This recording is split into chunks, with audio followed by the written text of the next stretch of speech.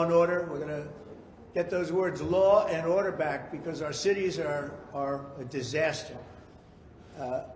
Greatly respect the decision of the appellate division, and we will abide by that. We'll put up cash or bond very quickly, securities, cash or bond, whatever it is. We'll put it up very quickly, and we'll win the case. Todd, maybe I'll have Todd say a couple of words, and then I'll have any questions or anything you want to ask. Okay, Todd, wherever you may be, please. Thank you, President Trump. So, as we said in court today, we very much believe that starting this trial in April, or even starting this trial at any point before the election, is completely unfair to President Trump. It's completely unfair to the American people who are evaluating who they want to be the next president. And we are going to continue to fight. We're going to continue to do everything that we can to defend President Trump in that courtroom. And like we said today, we believe that we have a tremendous amount of information now in our hands to help us do that. And in any event, we certainly feel as if the date that Judge Merchan held today, April 15th, is not a date we should go to trial, and we're going to continue to fight. And if you read the Andy McCarthy article, or Jonathan Turley, or many of the legals, I think almost every single one of them, that's not even a crime. We're being tried for something that's not even a crime. They say at most it's a misdemeanor, but there's no misdemeanor either. So we have violent criminals that are murdering people, killing people. We have drug dealers all over the place, and they go free and they can do whatever they want. But they go after Trump when there's not even a crime. And did you see the number of people were there?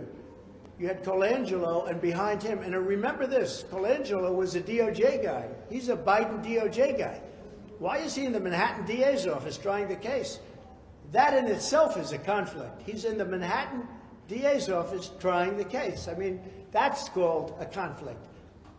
And then remember what I told you also, Mark Pomerantz, when Bragg heard about it, he went openly hostile. He said, that's one of the worst things I've heard, and you all covered that. Then all of a sudden, time goes by. You know, the great healer is time.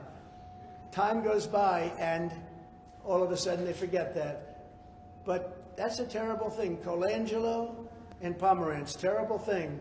And the judge didn't want to rule on that. He said everything was fine, that what they did was fine. I don't think it's fine when they take a Hillary Clinton lawyer and put him in to prosecute me. I don't think that's fine. I think it's very bad. And he does it on the House. He does it without fee. I don't want any fee. I don't want any fee. Our country has gone down a long way. Cliff, would you like to say something? Just simply, we're gratified by the appellate division's decision today, which shows that there still is a rule of law in New York and that the appellate division is following it. Thank you, sir. So do you think there's an acquittal in this trial, in the Merchan trial? Well, I shouldn't have a trial. This is not a trial. This is not an act of criminality. But you are having one, so do you? I don't know if we're having one. We're going to be appealing right now. I can tell you that.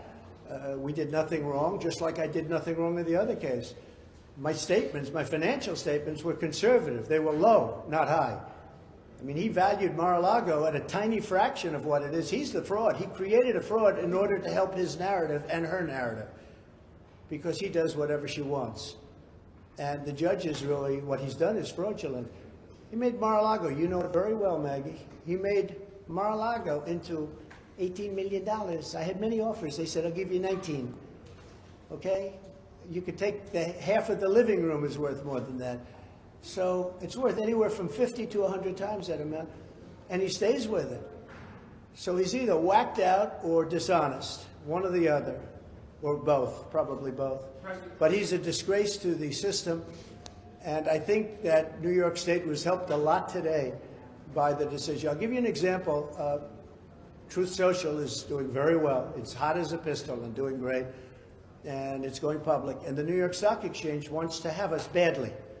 And I told them, we can't do the New York Stock Exchange. You treat it too badly in New York. We don't want to do the New York Stock Exchange. And the people at the Stock Exchange are very, very upset about it. The top person is mortified, can't believe it. He said, I'm losing business because of New York, because people don't want to be in New York and they don't want to go into the New York Stock Exchange. So you can ask them about it. But, you know, how can you do that? I'd love to go on the New York Stock Exchange. It was always, you know, it would be a big thing to go on the New York Stock Exchange. That'd be nice. But people aren't going on the New York Stock Exchange now because of what's happening in New York, because they don't want to be attacked by a thug like this horrible Attorney General that we have in New York, the worst in the whole country. So we'll decide about Truth Social and what we do with it. But there's just an example of how this is hurting New York and New York State. Yeah. Mr. President, can you give us a little bit more detail about the timing of when you plan to secure the bond and how exactly you're planning to pay the bond? Well, as I say, I have a lot of cash. You know I do because you looked at my statements. I mean, you've been examining my statements for a long time, and I have much more than that in cash. But I would also like to be able to use some of my cash to get elected. They don't want me to use my cash to get elected. They don't want that. They don't want me taking cash out to use it for the campaign. And they looked at it, and this judge looked at it, and he's part of the whole deal. And, well, he's such a disgrace for this city. Again, the most overturned judge. There's never been, that we can find, a case where a judge has been overturned now 5 times. It was 4 times, now it's 5 times.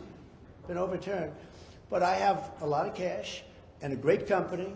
I mean, to think they want to go after a company, this is a great company, a company that's doing very well. I've got very low debt on buildings, like this building. I have very low debt on this building. Most buildings I have no debt. Most clubs I have no debt. Look at my greatest assets, I have no debt. I didn't even include like brand value, and the brand value is, I became president because of the brand, let's say. But the brand value is, it's one of the most valuable brand values. I think I wouldn't swap it for any other brand in the world. Trump. I don't even put anything down for it. I had very conservative statements. And the way they made him look bad is by valuing Mar-a-Lago at $18 million instead of what the real value is, which was at least 50 to maybe 100 times more. Think of that. This is the fraud. They're creating a fraud, and they're hurting the state so badly.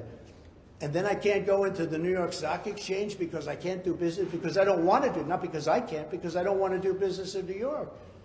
And the people at the New York Stock Exchange, I can tell you right now, and they're very fine people, they're not happy. Yeah, you were going to say something. Mr. President, you mentioned the cash you have. You said on Friday it's something like $500 million. You intended to put some of that into the campaign. Now that the bond's been reduced, are you going to start putting money into your campaign? Yeah. You haven't done that since 2016. Well, first of all, it's none of your business, I mean, frankly.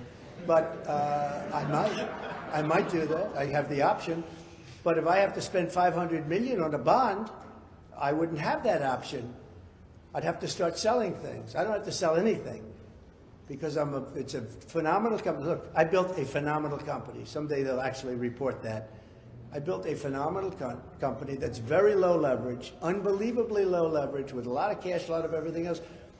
Why should I let a crooked judge make a decision to give $450 million that allows me to spend very little money on my campaign if I so choose? I'll be spending money on my campaign. I might spend a lot of money on my campaign, but I should have that option. A crooked judge shouldn't say, we're going to have you post a bond and take all of that money that I could be spending on a campaign or other things if I want to do other things. So we were gratified by the professionalism of the opinion today. I thought it was I think it's a very important opinion for New York, but the only thing that's going to really solve that problem is when I win, because you're going to have to win. Because no company is going to be coming to New York if I don't win that case. That case is a scam, it's a sham, and it's a hoax. How does this But solve the problem? would you ever accept money from a foreign government to pay the bond or their fines or? No, I don't do that. I think you'd be allowed to, possibly. I don't know. I mean, if you go borrow from a big bank, many of the banks are outside of this, as you know. The biggest banks, frankly, are outside of our country. So you could do that, but I don't need to borrow money. I have a lot of money. I built a great company, but I don't want to have a crooked judge named Engoron and a crooked, horrible, the worst, I would say without question, Attorney General in the country, the most obnoxious and the worst Attorney General in the whole country. And she did it for political reasons. Go back and take a look at her ads. We will stop Trump. Well, she knows nothing about me. I never heard of her. She was advertising, and she took ads in saying, we will stop Trump, we will stop him. Vicious. I said, boy, that's a bad one. Then I looked, she got elected. But then she tried to do it with the governor, and it didn't work. She went after the current governor, who's much more talented than she is, She went after the current governor. She was very nasty. And she polled at about 3%. She polled at nothing. And after 6 weeks or 7 weeks, she pulled out of the race. She ran for governor, you know, on what she was doing to me. She thought that would work. It didn't work. I just think that it's very important that, you know, this is a time when businesses have a choice to go to a lot of places, including other countries. They don't have to stay in our country, but they can certainly go also to a lot of other states. A lot of people going to Texas, Florida, Tennessee, North Carolina, a lot of South Carolina, and you have a lot of competition. You shouldn't be persecuting people that have done a great job. I paid $300 million approximately over the years in taxes here. $300 million. That's a lot of money. And you're going to lose those people that pay all that money, and you're not even going to have a state anymore. They just won't be able to do it. Yes. Sir, but back to the trial here in 3 weeks. Do you plan to testify, and are you concerned? The which hearing? The trial here. I don't know that you're going to have the trial. I don't know how you can have a trial like this in the middle of an election, a presidential election. And this is, again, this is a Biden trial. These are all Biden trials because Colangelo worked for Biden. Can you imagine they take a guy out of DOJ and they put him into the Attorney General's office and then into the Manhattan DA's office to go after Trump? These are all Biden trials. So I don't know that you're going to have it. I think we're going to get some court rulings. Yeah, please. But will you testify if that trial goes forward in 3 weeks? I would have no problem testifying. I didn't do anything wrong. And would you be concerned that a conviction, if you are convicted in that trial, could cost you the election, given what Todd said voters are... Well, it could also make me more popular because the people know it's a scam. It's a Biden trial. This is a Biden. There is no trial. There's a Biden trial. Colangelo, the man who stood up, had the nerve to actually stand up and take over. You know, he's been sitting in the background for the last year. Today, he went right up front because they figure he buffaloed the whole public and the writers, including you people. He got them buffaloed. They forgot. They didn't, you know, a little while ago. Time sort of people forget with time. They don't have good memories. I do. They don't have good memories. But Colangelo from the DOJ was put there to go after Trump. And today he stood up and he took over the whole office. He's been running the whole thing. He's been signing the letters. He's been doing things for a long time. Nobody's ever seen anything like it. This is all done by the Democrat Party, and it's all done by Biden and his group. I don't know if it's Biden because I don't know if Biden is even sharp enough. I don't know if Biden knows what's happening. You want to know the truth. Maybe he does. He probably does. But this is all done by Biden and the thugs that work for Biden. And it's a very bad thing. It's a very dangerous thing for our country. Thank you all very much. Thank you.